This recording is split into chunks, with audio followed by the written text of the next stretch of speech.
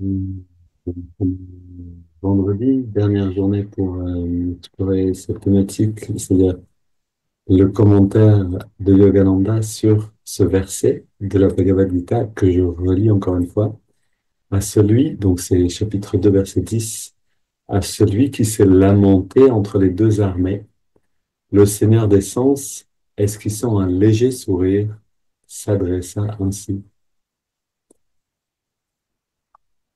Euh, une phrase clé dans l'enseignement de la Bhagavad Gita, parce que de la compréhension de cette phrase, de ce verset, de cet enseignement, dépend en fait de notre évolution spirituelle. Littéralement, si on veut pouvoir aller dans le chemin de la transformation intérieure, méditer va nous aider, mais c'est sur le champ de bataille, c'est-à-dire dans le quotidien, dans les moments difficiles, où les choses vont se,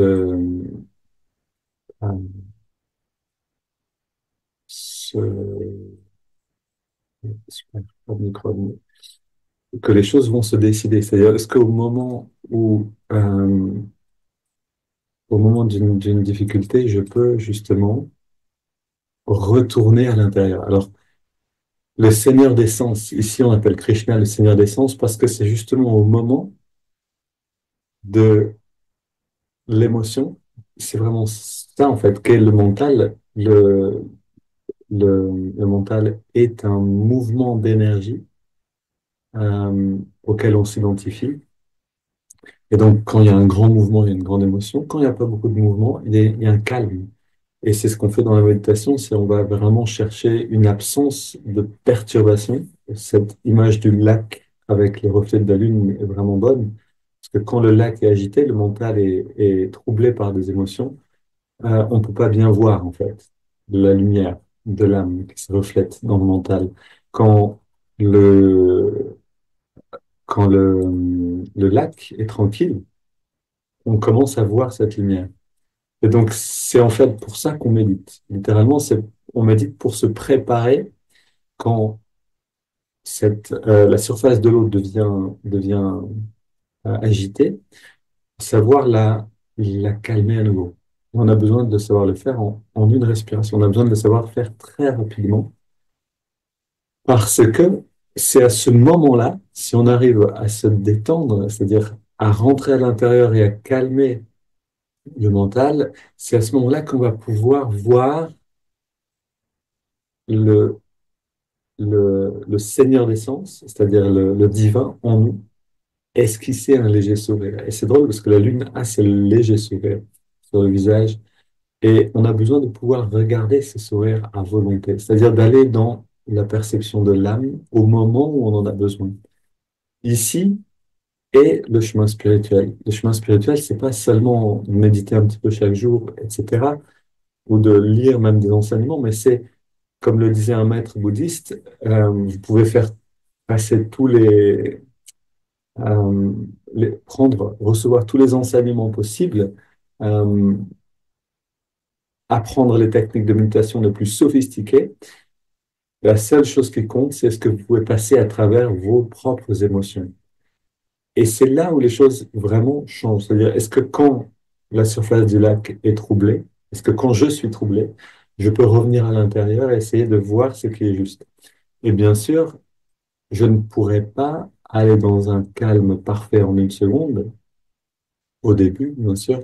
Ça va nous demander du temps.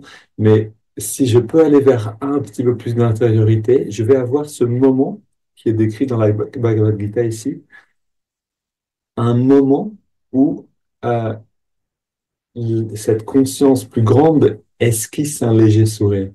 Et ce que s'adresse à nous, en fait. Et ce que dit Yogananda merveilleusement bien, et vous pouvez vous en faites l'expérience vous-même si vous appliquez ces enseignements, c'est qu'il y a un moment, si on arrive à se retirer à l'intérieur, alors qu'on est troublé par quelque chose, il y a un moment qui dure un éclair, c'est-à-dire un millième de seconde où on voit tout. C'est-à-dire où il y a l'intuition nous parle et on a une vision claire de la situation.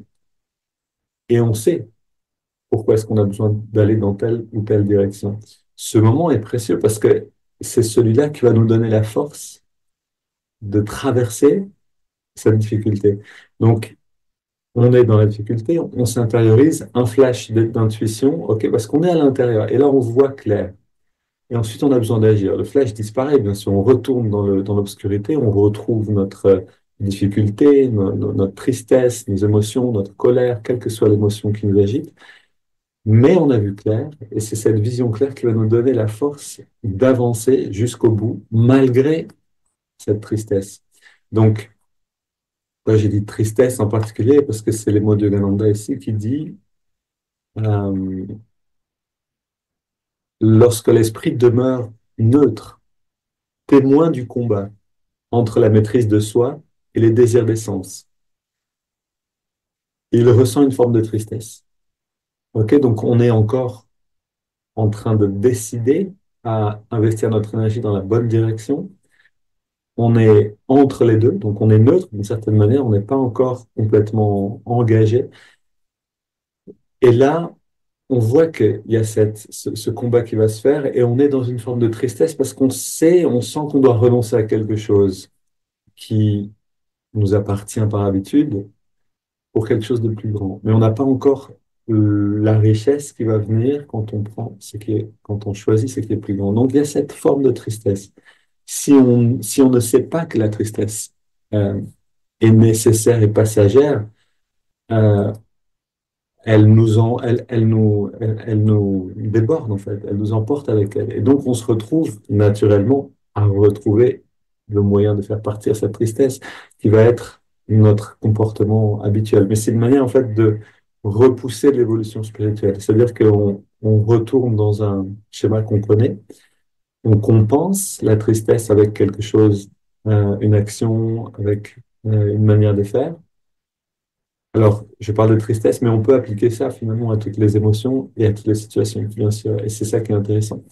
Et donc, quand je vais dans cette compensation plutôt que dans cette bataille, je repousse un instant, ok, j'ai les plaisirs des sens, par exemple, ou j'ai ma réaction émotionnelle de colère qui va me causer une certaine satisfaction, ou j'ai ma dépression qui va me causer aussi bizarrement une certaine satisfaction, c'est-à-dire il y a un plaisir à se laisser aller à ces émotions-là, mais parce que si c'était seulement douloureux, encore une fois, on l'éviterait naturellement. Non, il y a aussi quelque chose qui nous entraîne dedans.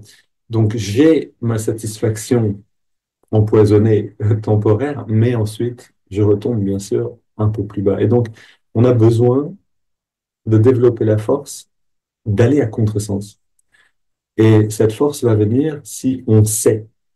Et c'est vraiment intéressant. Là, on est en train de préparer la retraite de Pâques, d'ailleurs, euh, dans quelques semaines, 2 semaines, je crois. Et vraiment intéressant de voir, en fait, que Jésus donne le même enseignement. Exactement. Alors, cette même difficulté, il en parle, il en reparle, et il en reparle à ses disciples.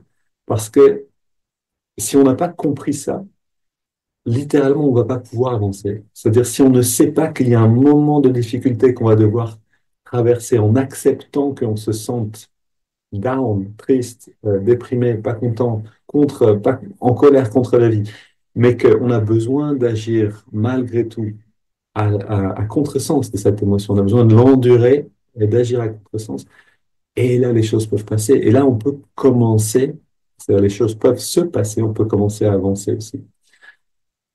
Donc, important de le savoir, la joie, la vraie joie ne vient qu'après. Vous connaissez je vous ai dit, répéter cette image, les fruits doux et sucrés d'abord, donc les plaisirs des sens sont doux et sucrés d'abord, mais laissent une amertume ensuite. Ça ne veut pas dire que rien n'est bon dans le monde. Vous comprenez bien ce que je dis, bien sûr. Hein, c'est pas du tout ça. C'est quand on est dans une décision et que quelque chose nous attire vers la gauche, alors que c'est vers la droite qu'on devrait aller. C'est ce doux et ce sucré qui nous attire vers la gauche, mais ensuite on aura une amertume parce que l'âme ne grandit pas dans cette décision-là. Au contraire. Mais si on va vers la droite, on aura d'abord l'amertume et la douceur de l'expansion après. Ok. Ces choses qui sont si importante à intégrer, à apprendre par cœur, pour que quand on est dans la situation, la sagesse est là pour nous servir. Euh, Donc, je lis un peu plus.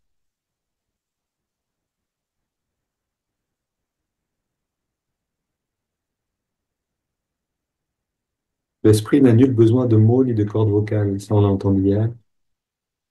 Lorsque le dévot mène une vie pure, en soignant son alimentation, en adoptant une conduite juste et en pratiquant une méditation profonde, c'est-à-dire en fait vivre léger, avoir une conscience légère, maniable, même s'il traverse une période d'indécision, il perçoit les sons subtils des vibrations libératrices.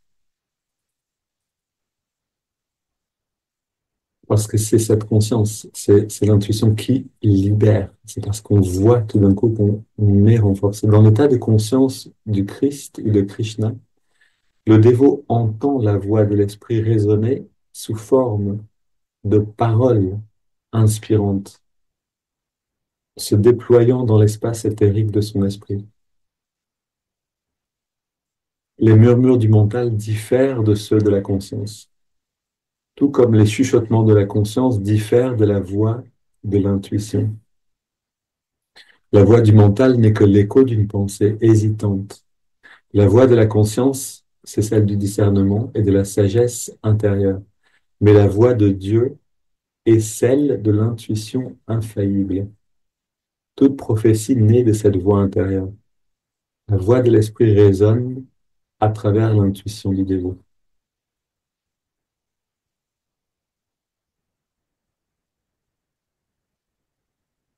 Ok, on termine ici. Yogananda nous dit, on a trois formes de pensée. Le mental, et son agitation et son hésitation. La conscience, la voix de la conscience, qui est le résultat de notre sagesse emmagasinée, de la sagesse euh, qu'on a intégrée. Et enfin, la voix de Dieu, c'est-à-dire littéralement la voix de l'intuition, le maître qui parle dans l'instant présent en nous et qui nous donne une perception vraie. C'est plus basé sur une sagesse apprise, sur une expérience, c'est plus basé sur un mental agité, c'est littéralement une vision directe de ce qui est là. Et c'est seulement à partir de là qu'on aura une réponse complètement adaptée. Ok, maintenant, allons à l'intérieur.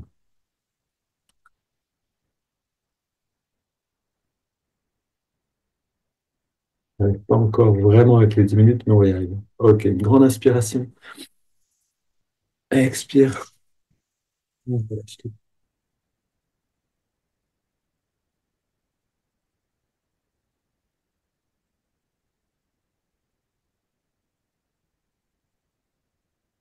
encore une grande inspire. Expire en relâchant toute tension. Voilà, on s'entraîne pour être opérationnel sur le champ de bataille.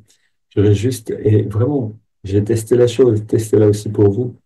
Vous êtes dans une émotion, vous faites ce qu'on est en train de faire. Une grande inspire, on redresse bien le dos avec l'inspire et on relâche tout à l'expire. On reste en redressé. Et on se retrouve projeté à l'intérieur de nous-mêmes, recentré.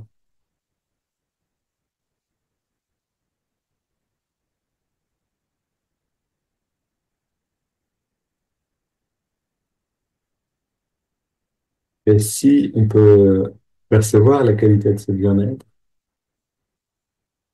alors lentement, le sourire du maître va venir en nous, va éclore en nous. Et là, donc, on a cet accès à nouveau à l'intuition. Maintenant, inspire, on trace en au niveau de la poitrine. Expire les mains vers l'avant et on arrondit bien le dos. Inspire, on étire vers le ciel. Expire, on se penche vers la gauche. Inspire au centre. Expire, on se penche vers la droite. Et retour au centre. Inspire, puis expire, on se tourne, on pose les mains, on va le plus loin possible.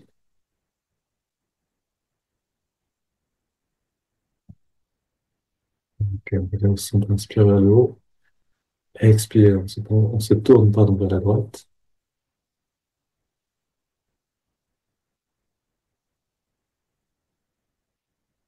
Et retour au centre. On pose les mains derrière, on se penche vers l'arrière, on resserre les coudes et les épaules. En arrière, on ouvre la poitrine avec quelques grandes respires.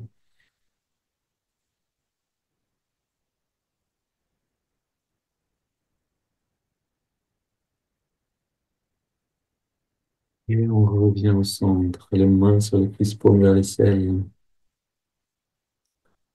Alors, les enseignements pratiques des Yogananda, c'est vraiment cette manière d'aller se plonger dans l'intuition profondément, d'aller plonger dans cette qualité-là de conscience. Pour tous ceux qui sont sur le chemin, dans le cours, hein, je vous encourage à continuer parce que là, vous apprenez en fait beaucoup de choses dans le premier, deuxième, troisième module. Mais si vous allez jusqu'au bout, là, si vous sentez que c'est juste, bien sûr, le Kriya lui-même ouvre des portes à ce niveau-là. Vraiment, le Kriya lui-même, c'est entrer dans l'expérience de l'énergie qui passe dans la colonne, développer une conscience de cette énergie-là. Et c'est en fait là que se passe la vie de l'esprit, c'est-à-dire l'émotion, les mouvements d'énergie sont là. Si on peut les sentir, on peut agir. Donc il y a une grande richesse dans cette pratique-là. Maintenant, prenons une douzaine de grandes respirations. On inspire par le nez, expire par la bouche, pour l'amplitude entière des poumons.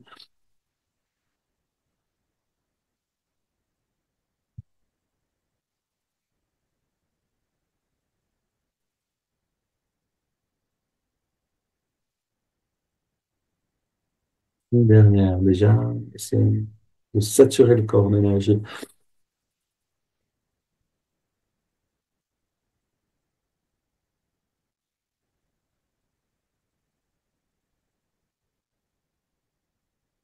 Dernière, expire.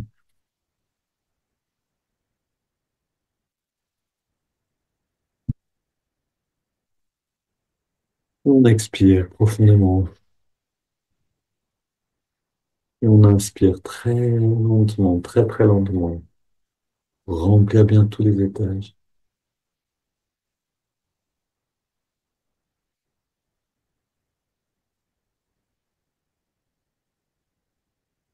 Sentez votre corps comme un ballon d'énergie.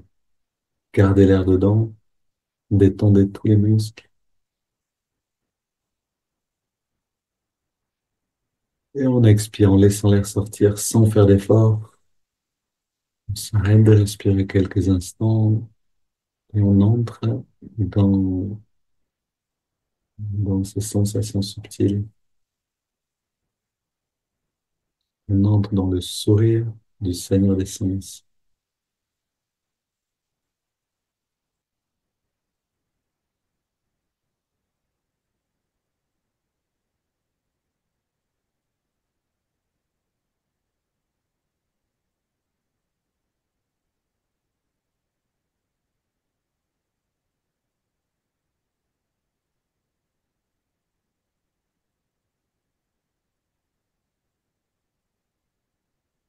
Là, on inspire, on remplit les poumons et on garde l'air dedans. On rentre le ventre, on contracte le périnée, on redresse le regard. On relâche tout et on expire naturellement.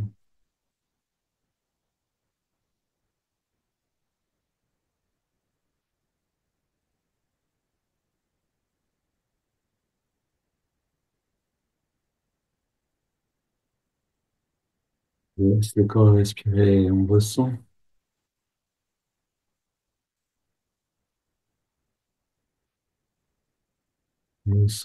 la qualité du sourire du Seigneur des Sens, le sourire du Maître à travers l'intuition. Il se déploie petit à petit à travers les techniques de préparation. Si on médite régulièrement, si on pratique toutes ces techniques tous les jours, plusieurs fois dans l'idéal, alors même juste les préparations nous emmènent déjà dans l'expérience. Maintenant, on prend une double inspire. On contracte tous les muscles en serrant les poings. Et voilà, je puis en expirer. On recommence.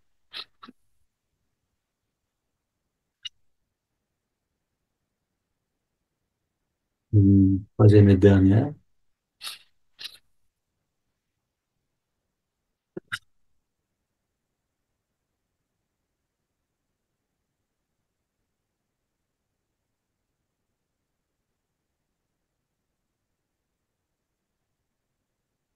Et on reste très détendu.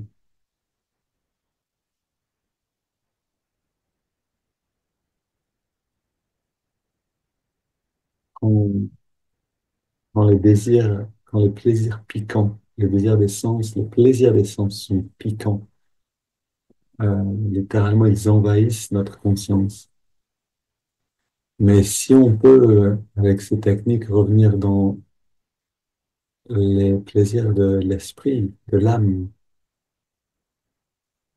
alors les plaisirs des sens deviennent insignifiants, deviennent pâles. On a ce moment justement entre les deux, où on est un petit peu en équilibre avant de basculer vers l'intérieur. Maintenant, dans la détente, on inspire sur 5 par les narines en ressentant l'énergie remonter le long de la colonne. C'est parti.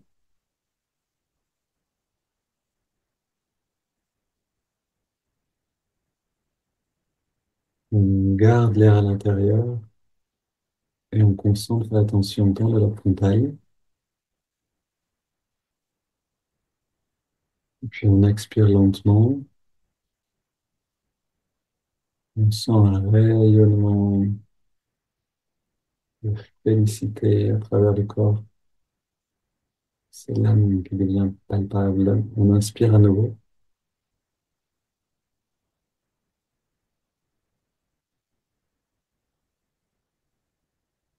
On garde l'air dedans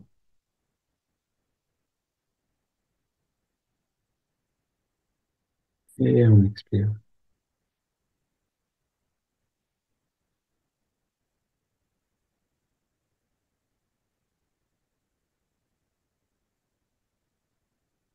On inspire.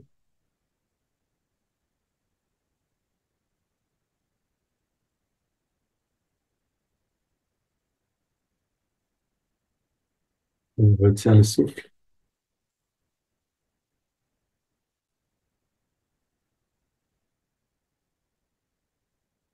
et expire.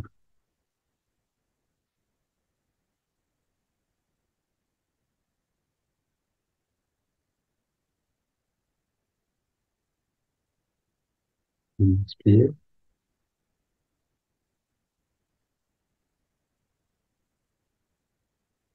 On garde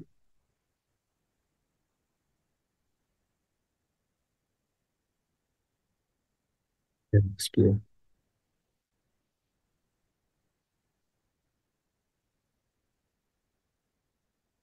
Un dernier cycle. Inspire.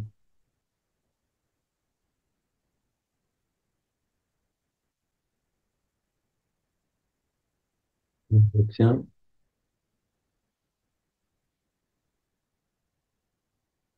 On expire.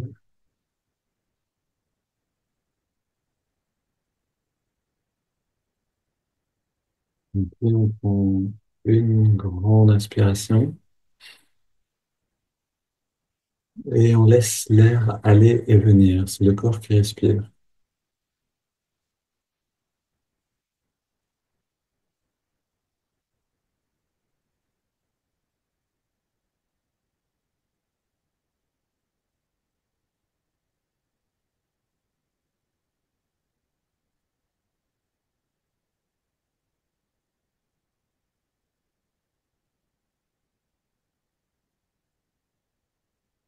Et on intègre l'état dans lequel on est maintenant.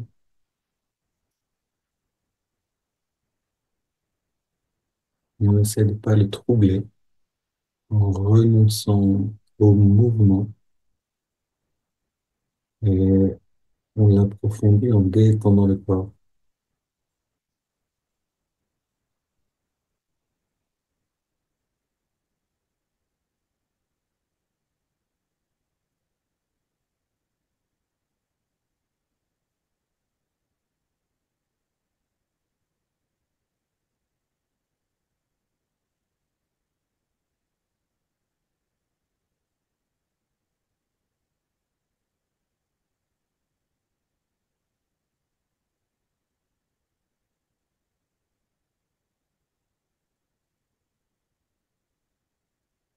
On met même l'attention dans la narine.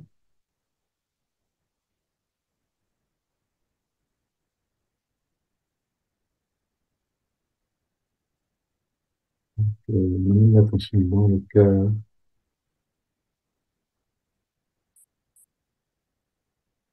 Et chantons intérieurement juste une minute. Colorier un peu, amener cette couleur dans les sentiments. Om Guru Om Guru Om Guru Om Guru Om Guru Om Guru Om Guru Om Guru Om Guru Om Guru Om Guru Om Guru Om Guru Om Guru Om Guru Om Guru Om Guru Om Guru Om Guru.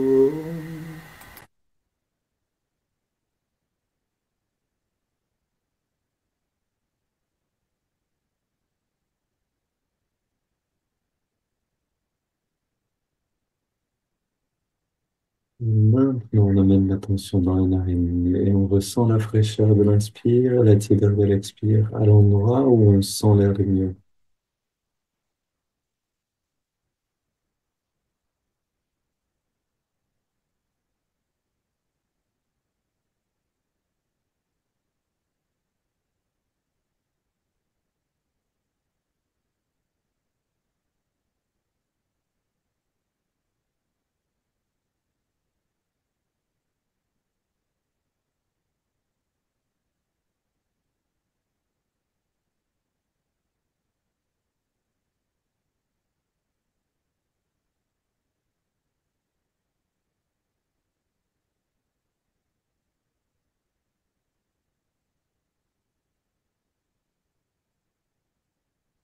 Cette simple volonté, cette perception du souffle devient l'expérience la plus satisfaisante, la plus nutritive,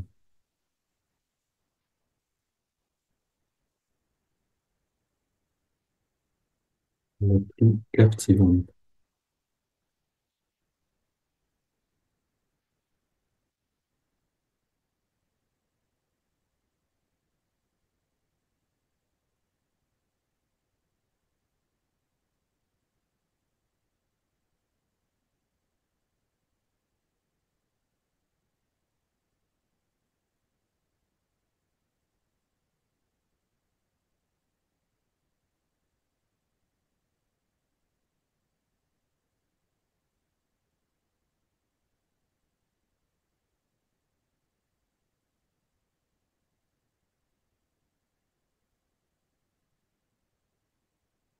On ajoute le mouvement de l'index de la main droite. Chaque inspiration naturelle, l'index revient un petit peu vers la paume. À chaque expiration naturelle, on relâche complètement l'index. Et surtout, on relâche toute tension musculaire. Et mieux encore, on sent à chaque fois qu'on expire que l'état de détente change, s'approfondit.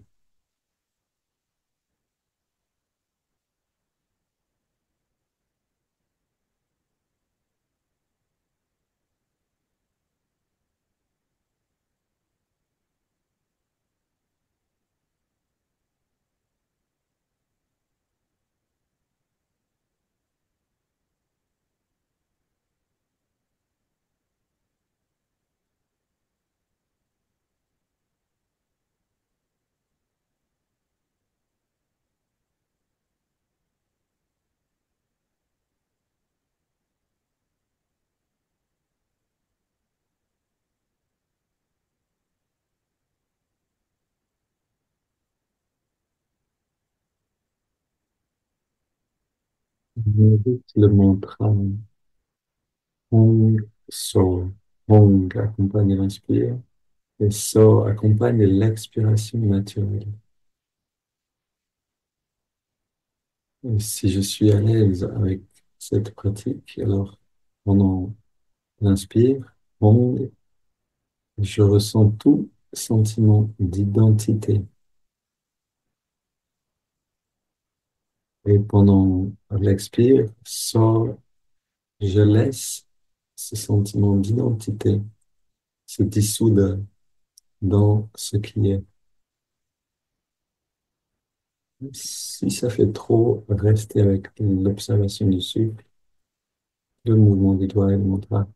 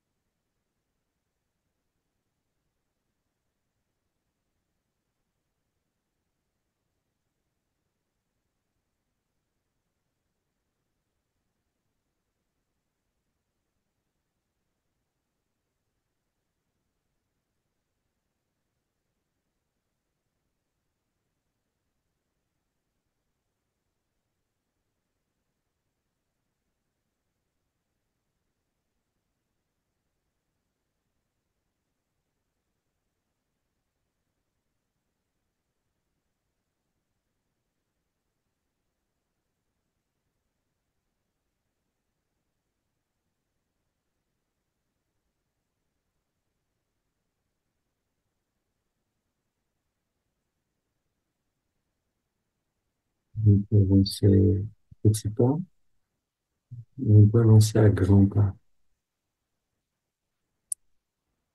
Tout dépend de l'attention que je donne et du plaisir que je trouve dans l'observation du souffle et dans la détente.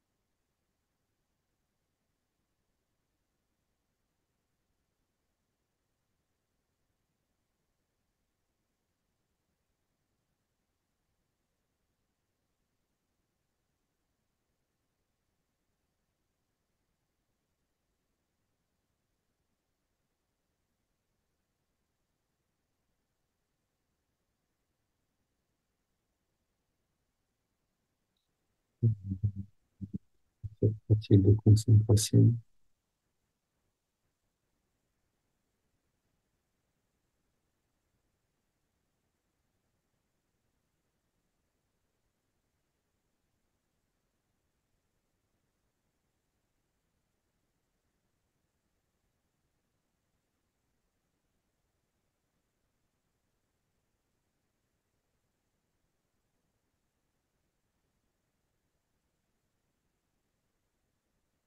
Et puis, on inspire profondément. On expire en 3 fois. Quelques instants sans respirer. Libérés de nous-mêmes.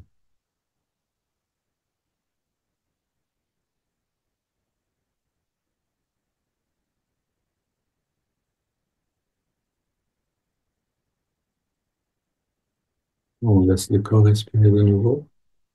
On abandonne l'observation du souffle, mantra et mouvement du doigt.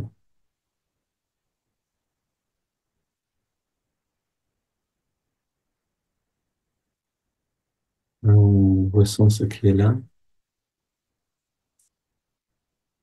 On perçoit ce qui est comme une lumière, le reflet de la lune, le reflet de l'âme sur le lac d'un mental et d'un corps complètement apaisé.